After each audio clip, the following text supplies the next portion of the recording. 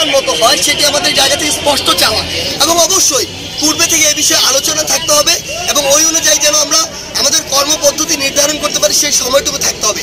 তা না করে কেউ যদি এরকম কিছু করে, স্পষ্ট আমাদের কথা, এটি আমাদের আন্তঃরাষ্ট্রের যে সম্পর্ক সেটি নির্ধারণ করবে। আর আমাদের জায়গা থেকে যদি বলি, আমরা অলরেডি একটি টিম ফর্ম করছি, যেই টিমটি অন্যান্য যদি কোনো এরিয়া এফেক্টেড হয় ওই এরিয়া যেন এখনকার অভিজ্ঞতা থেকে কাজে লাগিয়ে সামনে এর চেয়ে ভালোভাবে শৃঙ্খলভাবে যেন আমরা পরে কাজগুলো করতে পারি।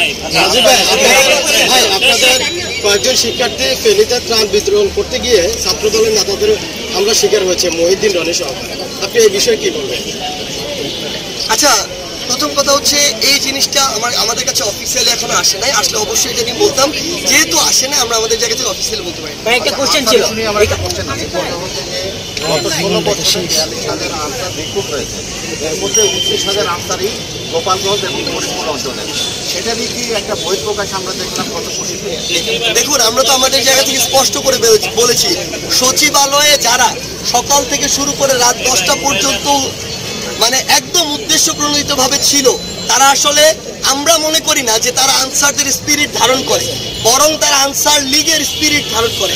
সেই জায়গা থেকে তাদের কাজ, তাদের স্টেপ, তাদের সাথে আলোচনা বসার পরও তাদের স্লোগানের ধরন এবং এই বিশ্ববিদ্যালয়ের শিক্ষার্থীরা যখন আমাদেরকে নিয়ে আসার জন্য ওই জায়গায় একটি নির্দিষ্ট সাইডে গিয়ে থাকে, তখন যখন তারা অ্যাগ্রেসিভ হয়ে আগে গিয়ে তাদেরকে রক্তাক্ত করে।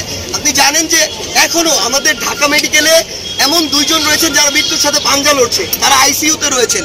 আমাদের অন্যতম একজন সমন্বয়ক হাসনাত আব্দুল্লাহ, উনি আইসিইউতে রয়েছেন আমাদের সিএমএইচে। সেই জায়গা থেকে আসলে তারা যে অ্যাটাকটা করেছে এটা তো উদ্দেশ্য প্রণোদিতভাবে, এবং এটার মাধ্যমে যেন আমাদেরকে পুরো রাষ্ট্রকে আরেকটি অস্থিতিশীল অবস্থায় ফেলা যায়, এটাই ছিল তাদের উদ্দেশ্য। কিন্তু তারা আসলে ভুলে গিয়েছে, আজকে থেকে এখনো 30 দিনও হয় নাই, 1 মাসও হয় নাই, এই ছাত্র জনতা একসাথে 16 বছরের ফ্যাসিস্ট সরকারকে পতন ঘটিয়ে দেশ ছাড়া করেছে। সেই জায়গায় তারা যদি, আমরা আমাদের জায়গা থেকে একাধিকবার বলেছি যে এরপর থেকে তারা যদি এরকম চেষ্টা করে, তাহলে ছাত্র জনতা তাদের জায়গা থেকে আবার কিভাবে প্রতিহত করতে হয় এটি তারা দেখে। Thank you